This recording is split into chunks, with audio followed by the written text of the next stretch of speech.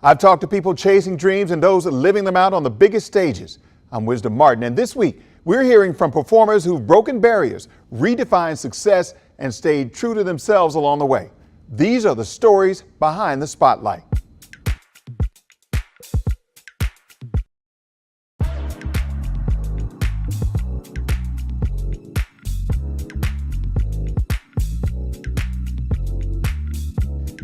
He brought the king of pop to life on Broadway and took home a Tony Award. Now this DMV native opens up about the moment that changed everything, the power of self-belief, and why he's just getting started. Myles Frost. He is well accomplished, well known here in the DMV. I'll just start with the fact he's got a Tony Award. That's amazing. That's amazing. Myles, I'm glad to see you. Thank you for coming in and having this conversation. I appreciate it. Absolutely. My pleasure. Thank you for having me. This is a big deal. We're going to talk about all of your accomplishments, but I want to go back to the beginning. Yes. Growing up in this area, how did that shape your future growing up in the DMV in Prince George's County? Absolutely. I mean, first of all, this is just a beautiful county to grow up in. I mean, I feel blessed, me personally, and I've gotten a little taste of different counties. I spent some time, in Fort Washington, so Prince George's County. I've also spent time, in Montgomery County and Rockville where I went to high school. So I've gotten a chance to kind of see just a little bit of both sides, if you will. And I think it's really balanced me as a person, in the way that I communicate with people, the way I'm able to express myself. And, without the high school I went to, I probably would have never got into musical theater. And why is that? Just because that was just where I was introduced to it. Right. I went from Isaac Gordine in Prince George's County. I moved to Montgomery County in Gaithersburg, went to Thomas Wooten High School. Right. And that's where you got introduced to all of this. Absolutely. Hairspray was the first musical I was introduced to. And I didn't know anything about musicals. They were like, oh, let's see, watch the movie, Hairspray, and, come back and let me know what you think about it. And I went home, I told my mom to watch it with me, and I saw this guy go, hey, I can't see, but people look at me and always see the... I said, I want to be that guy. I don't know who he is, I want to be that guy.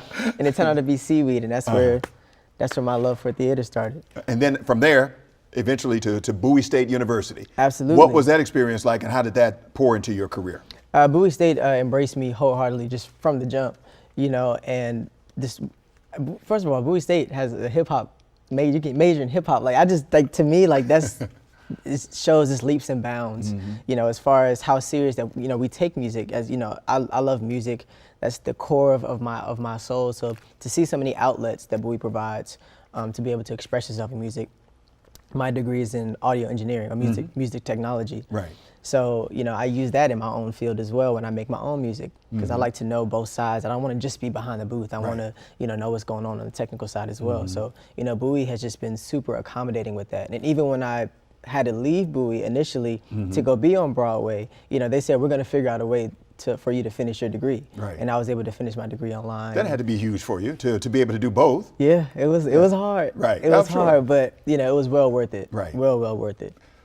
Now, getting to MJ, fast forwarding to MJ the musical. Yep. How did you land that part, and what was it about that you think was like, okay, this is going to be the one? Yeah, so I mean, to be honest, to go forward, I got to go back a little bit. In high school, my junior year of high school, I did a talent show. I did all the talent shows every year.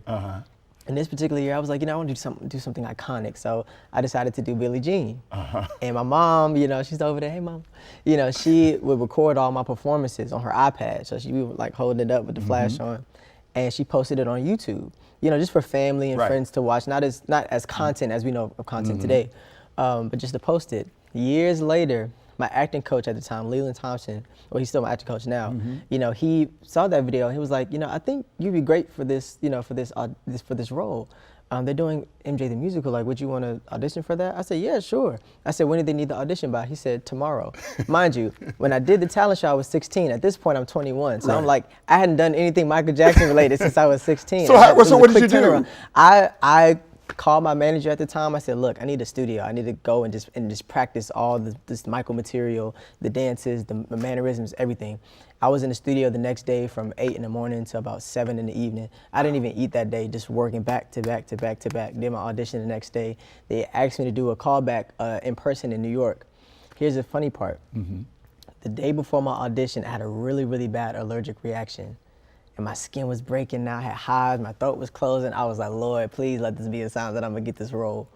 And lo and behold, the next day I walk into, the audition room, say, hi, my name is Myles Frost. I'm auditioning for Michael Jackson.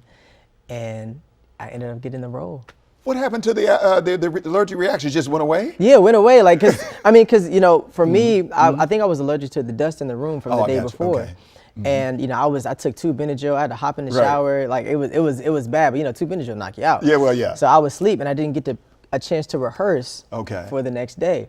So when I walked into the audition room, I was like, God, I don't know what this is gonna be, but I know you're gonna be with me. And my mentality anyway is, regardless of who, what audition it is, I'm gonna make it super hard for whoever has to come after me for this audition. That's just always been my mentality. So even though I didn't get a chance to practice, I was still. And clearly you knocked it out of the park. Yeah. Because you got the part. Absolutely. And I'm self-taught. So it just goes to show that even if you don't have a training, professional training in something, it doesn't mean that you still can't do it. I wasn't a professionally trained dancer. I wasn't a professionally trained singer. I had nothing. And my claim to fame theater-wise was high school theater.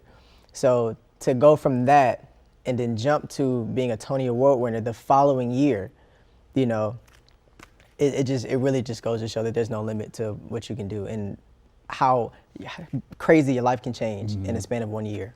That is an incredible journey. So talk about the Tony Award. You're at the event, at the award ceremony, and they're doing all these things, and you're up. Well, you told me how excited you were about being in the category, just being in the conversation with all these famous people.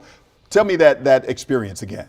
Yeah, so it was like I said, I was just humbled to be there. I was just happy to be there. That was my first award show that I'd ever been to. So I was like, I'm just glad that my mom and my sister are able to witness me do this, and I'm just glad to be in a category with Hugh Jackman and Billy Crystal and like all these big names. But most importantly, if I had to be honest, I was more focused on the performance that I had to do that day, because I was like, this is the first time MJ was going to be on TV, and how in our performance and stuff like that. So I was like, I have to knock this out the park. I have to knock this out the park. So that was my main focus. And I was like, once I knock that out, I can breathe. We did the performance. It went really, really well. Obviously, they don't get to my category until the very end. So we wait, and the anticipation is building up. I didn't realize how much water I was drinking. I went by like 6 bottles at this point. And by the time they called my name, the only thing I could think about was the fact that I had to pee. And I was on stage and I was accepting my award. I was like, thank y'all. I'm not gonna hold y'all long because I really gotta pee. And look, it's out, the video's out there somewhere. But it was such a humbling experience. And I just took that time to address everything. I don't write speeches. I'd say what's on my heart. And I just took that time to address all the important people to me, my mother, address my relationship with my father, shout out my friend Tavon, who was also in the musical with me, plays Middle Michael. And just give people their flowers, and just use that as a platform to say to all the young people, especially the young black kids, that you can do it. You can do whatever you put your mind to, and you can be whatever you want to be. Wow. Okay. All right. What else have you been doing since then? Because I know, again, you're always booked and busy. Absolutely. I mean, it's hard to manage that time. I'm doing 6 shows a week, and it's doing MJ is draining. But even so, I want to make sure that I'm pouring into myself as Myles Frost as well. So that comes with the music, You got new music. New music, Rubber Bridge. I just dropped that single, and so go stream it if you haven't. But yeah, doing that, doing TV and film. I did a movie with Ava DuVernay called Origin, where I played Trayvon Martin, and that experience, was just incredible. And it talks about the caste system that was developed in India, and it's very, very informative. And I was really, really blessed to be a part of that project. Right. In addition to all the things you're doing, you spend a lot of time in Europe as well. Yes. Tell me about that. What's that like for you to be over in Europe, spending time over there, and getting recognized in Europe as well, over in London? Europe is so different, audience-wise. They're a lot more reserved. And at first that made me kind of nervous and made me feel like I wasn't doing enough, like if I was like, am I not good anymore? Like what's going on? But it's just, they're just more reserved, and they listen more intently to the story, whereas in America, we're like, oh, yeah, Michael Jackson, woo! And so learning how to receive that difference in energy, was definitely a change for me, and realizing that they are enjoying it. There's just more reserved about it, and always getting them to the curtain call where they get a chance to show that love and scream and shout and everything. you know, it's been an amazing experience, and I'm so glad that I did it. You know, but looking forward to, you know, to 2025, I'm definitely looking forward to diving more into my music and, you know, collaborating with different artists and things of that nature. You know, getting my album out, my EP. Right. So I'm excited. Yeah. All right. Very so excited. so my last thing for you is, a lot of people will see the finished product. They'll see you with the Tony, and they'll see everything that you're doing, the music and the acting. But they don't necessarily know your journey, and they don't know your struggle. So if there's something out there you could say to them, leave them with some words of wisdom, if you will, some encouragement about how to keep going forward, how to not give up, or to push for your dreams and be inspired. Absolutely. Your mental health is very, very, very, very, very, very important. I can't stress that enough. You can't do what you want to do if your mental health is all out of whack. Because you're going to invite so many distractions and so many temptations and things that are just going to distract you from your goal. You know, so make sure that you are aligned, and make sure that you feel good about yourself. Because if you feel good about yourself, whether the compliments are positive or negative, it's just going to roll off your back, because you know how you feel about you. And you know, this is so many people have said this, but this is a lonely business. You know, people can switch on you at a drop of a dime, and if you let that, you know, deter you from following your dreams, then you're never gonna make it. Right. You have to stay true to yourself and say, I am the best at what I do. And if you don't feel that way, how can you get there? Right. You know, and one more thing I'll leave you with is, do not prevent your future self from accomplishing things based on how you feel about your current self. Know that your future self will be able to do it. It's just a matter of getting to it. Don't say, well, I can't do it right now, so I'm never going to be able to do it. You know, I didn't know I'd, you know, do Michael Jackson as well as I do it. You know, I didn't know it then, but, you know, looking in hindsight, I'm so glad that I believed in myself. And I said, no matter who I'm in the audition room with, no matter who's auditioning with me, you know, I know that this is my thing. Myles Frost, congratulations, and we appreciate you here in the DMV. You always represent for the DMV, so thank you again. Thank you. And continued success as well. Absolutely. Thank you. Up next, one comedy legend brings decades of wisdom, wit, and just the right amount of chaos. You'll want to stick around for this one. We're back right after this.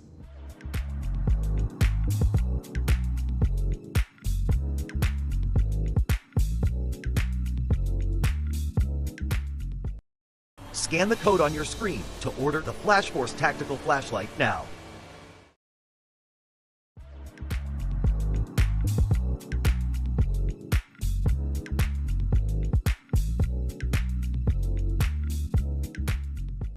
Comedy legend George Wallace has been making us laugh for decades with his razor-sharp wit and Southern charm. But behind the punchlines, he's opening up about family, growth, and the unexpected lessons that come when life takes a turn you didn't see coming.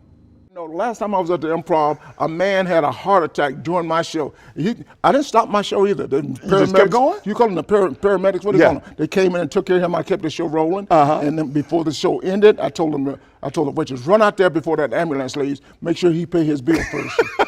and he's done that 3 years in a row. Same time, same guy. Yeah, I mean, he always have a heart attack by same time. Yeah, so, okay. So we expect to have a good time at DC. Okay. We expect for a lot of people to come in from the DMV because a lot of people have not even been to a comedy show yet. What is happening right now?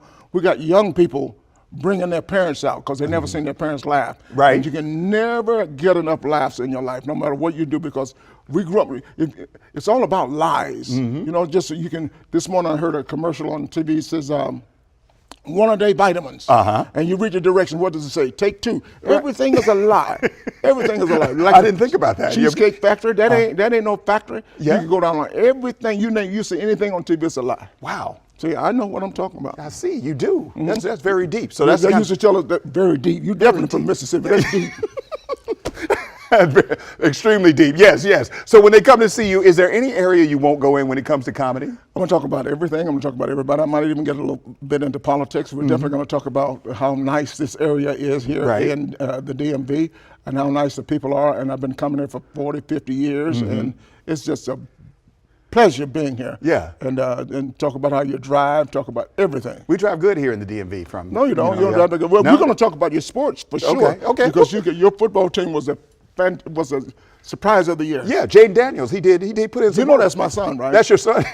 Jaden Daniels. Well, a lot of people probably claim it. I'm your real daddy too. Well, I don't have any money, so I need to You give got you no money? I got no money. Okay. No, we're not related anymore. No. So look, you're in addition to your comedy, you have a show, Clean Slate, that's on Amazon Prime. What is that about? How did that all come to be? What wisdom, I tell you what, it's something I thought about for a long time. They were rebooting all of the TV shows of the 70s and 80s and 90s. I went to my friend Norman Lear. I said, let's reboot Sanford and Son. Basically, I just wanted to hear Yes. That old Quincy Jones music. It makes you feel good, doesn't Yes, it? yes, Thank it you so does. much. And so, Yes. so we decided, he said, well, give a twist and come back. And I thought about it at the time. Orange is the New Black was a hot show, and Laverne Cox was a hot actress at the time. Right. And I thought about it. I said, well, let's put those two together. I knew her. I knew about her struggle. I didn't know anything about her. Never saw her. Right. But I just knew about her. And I know I'm from Atlanta, Georgia. I'm old enough to have. I had to ride the back of the bus. That was a struggle, and the struggle was still going through. I said, well, let's put those two ideas together. So I owned a car wash down in Alabama, and my son left Alabama and went to New York City to do his thing. 23 years later, I hadn't talked to my son. 23 years later, I get an email, says, Dad, I'm coming home tomorrow. And I tell everybody, my son is coming home. Next day, I go to the door, ding dong, most beautiful lady you've ever seen in your life. I said, lady, you see where I'm going. I see what I see where you're going. Yeah. I see Yes. where you're going Yes, there now. yes. So I said, lady, beautiful lady, I don't know what you're selling. You're looking good, but you got to go. My son is coming home. And she says, Dad, it's me. For 20 minutes, and I was surprised. Right. The good thing about it is putting this story together, the two lives together. She had come back as my daughter, and I didn't know what to do, but I had to learn. Right. What I like about the character and me also, learning to deal with different situations and also learning to let people be who they want to be. And I thought that was great in putting the story together. And I'm an old man set in my ways, like old black daddy. So she had as many problems with me as I had to learn with her. Right. But I tell you what, after you learn people and learn to live with them, you find out that's a nice person. Right. And she is the greatest actress. It was a lot of fun with her. Right. And I'm glad we did the story, and everybody's talking about the story. We're getting rave reviews everywhere. Running right now on Prime Video. You can watch it. Watch all 8 episodes, and I guarantee you're going to be surprised. Okay. And then people think the story is about, it is about her life and her transitioning. But after you watch the story, you find out it's all about love, and we do it with a sense of humor. You cannot beat love and humor together. Right. That's what it's all. You'll have a smile, and you'll be calling me going like, oh my God, you'll learn some things. We took her situation into the black church, and we took it all around. And so some kids leave home not because of their sexual preference or anything like that. It could be drug abuse, it could have been child abuse, whatever. But we're dealing with it with a sense of humor. Okay, all right. And you know what? You've been around for a while.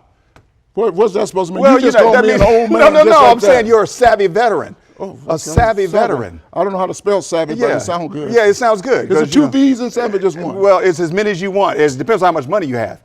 3 V's. 3 V's. Savvy.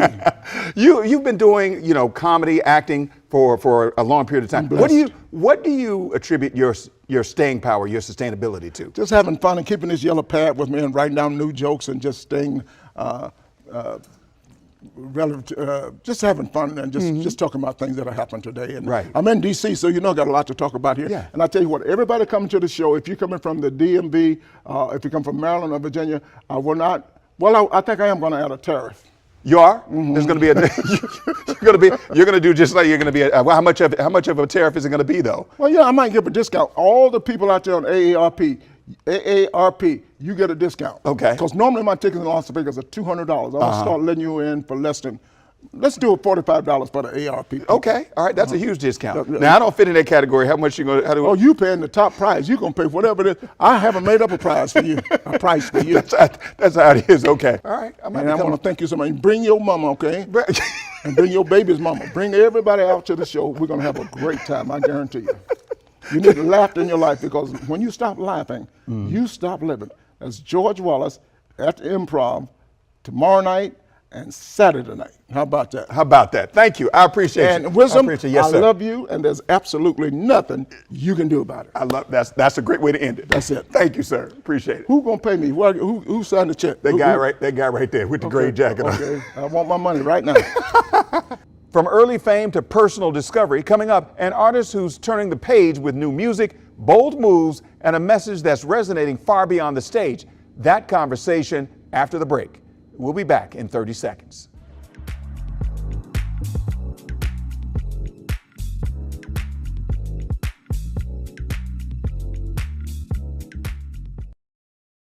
Scan the code on your screen to order the Flash Force Tactical Flashlight now.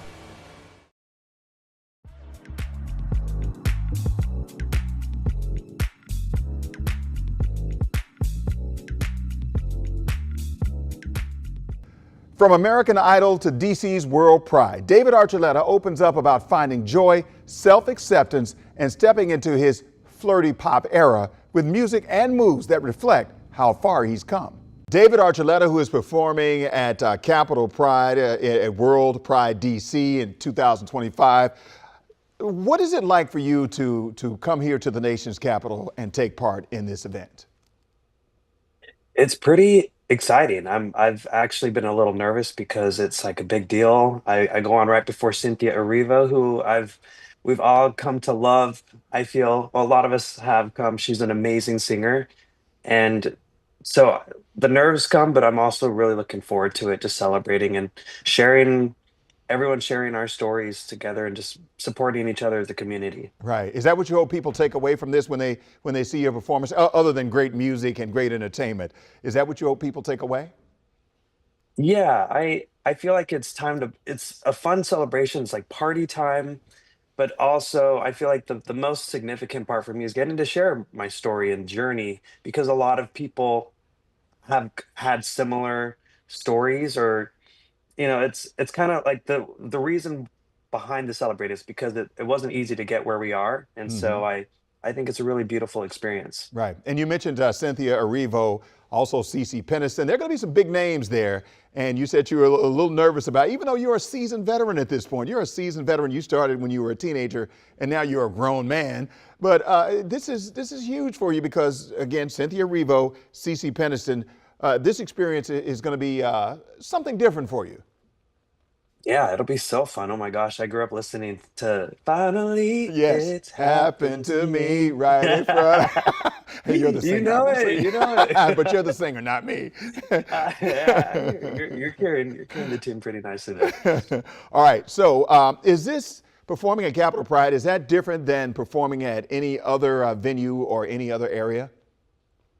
Um, this will be my first time, so I'm not sure what it'll be like, but I know it's World Pride, so a lot of people are coming from all over all over the world to come to this, and a lot of really special performers. So it'll be fun. I'm looking forward to just. I've released some fun new songs this Right. year, so I'm trying to bring the celebration into it as well. I bring dancers now. I dance myself in my shows, which when I first started, I thought I would never do. When I was on American Idol, they would tell me like, you got to open your eyes and you got to move around the stage a little more. And now I'm like doing choreography, Oh, and so wow. it's kind of fun to grow and just like just have a good time in Right. shows. Right. And you talked about having a good time. You also mentioned your music, your recent music. It shows a whole new side of you. You talked about this. Take Creme Brulee, for example. It's I would describe it as a playful, flirty, pop song. So when you get up there on the stage and you start performing songs like this, how does it reflect where you are in life right now? Yeah, I have a song called Creme Brulee, and I call it my flirty era. So I learned like a whole choreography for the music video, which was really fun, and just being playful. I sing it's in Spanglish, so I Hmm. some of the words are in Spanish. I'm half Hispanic, so it was fun to add that into the mix as well, and just have fun to kind of feel confident in who I am and play with it. It's a fun era to be in, I feel. Right. It's been 15 years since American Idol first, you burst onto the scene with American Idol. Now, you did not win, but you've had plenty of success after that. Now you're 34 years old. You're 34, right? Is that Yes, correct? I'm 34. 34 years old. Um, Talk about the level of maturity that you have gone through since from 17, American Idol, to where you are right now. Yeah, oh my gosh, it was half my life ago. And it's pretty interesting to see how big of an impact that show had because I still have people come up to me like, even yesterday at like I'm eating lunch and people are like, "Oh my gosh, like I grew up watching you and voting for you," and I used up my parents' like text message like limit trying to vote for you, and it's I'm like, wow, this is pretty interesting to see how people still. It's such a moment for them. They're like everyone gathered around would come home from school and work to spend time as a family watching shows like American Idols. And I was like, wow, that's a pretty magical time because I don't know if that happened as much anymore, but to be a part of people's nostalgia is a pretty it's pretty cool. Yeah, and your fans have been with you through this journey. How important is representation when it comes to, whether it's American Idol, whether it's all the music that you've put out, whether it's being on tour and performing and dancing? How important is representation? Representation. Well, I when I was on American Idol, I was, a closeted, scared little, teenager, and I didn't really know that. I didn't really understand what I was going through. I just knew I was different, and a lot of people would say like, "Oh, he's gay" and stuff, and I took that as an insult. I was like, "What am I doing? That's gay. I'm Hmm. just trying to be like a good little Mormon boy here and sing my songs." But a lot of people come up to me and be like, "You know what? Hey, thanks. When I saw you on there, I saw myself." Hmm. And like they're like I don't know how to describe it because they're like be like I wasn't out yet either, and to see you up there doing your thing even scared like um exposing yourself to everybody, they're just like I felt seen, and they're like I didn't know that I was like you at the time either, like we were all queer, and but it was like it's kind of cool to see that showing up even when you're scared can give other people courage to be themselves, and and people like even in the Latin community, they'd be like, "Oh my gosh, like it was fun to see someone who was Hispanic up there, being from Utah." It's just by being who you are, you don't know who else is out there like you and who's going through similar things. So it's pretty cool to. It's like I don't know what I'm doing. I'm just being myself or trying to figure out who I am, and in the process there are people who find you and say, "Hey, I'm like you." So it's kind of nice to know you're not alone out there. Right. Okay. What's next for you? Well, I'm gonna be doing a tour later this year. I'm excited to announce soon and releasing more music. So for any people who follow me, to keep a lookout for a new songs that I'll be releasing. Well, I appreciate you making time for us. Thank you so much for spending time with us and coming to the Washington, D.C. area. Hey, have you been to Washington, D.C. before? Before I let you go, have you been here before? I have, Okay. yeah. What's your favorite I've part? been, What's your favorite part of Washington, D.C.? gosh, I went there one time with Children's Miracle Network, and that was Okay. pretty cool. They brought a kid from every state, and we got to go. We met at the time. The president was Barack Obama, Hmm. and it was just pretty cool. Like going there, hanging out with all the kids, and meeting the president, and hanging out in the White House. I was just another moment. It's like okay, like I never thought I'd be doing this, but Right. it was a cool moment to have. Okay. All right. David Archuleta, thank you so much for your time.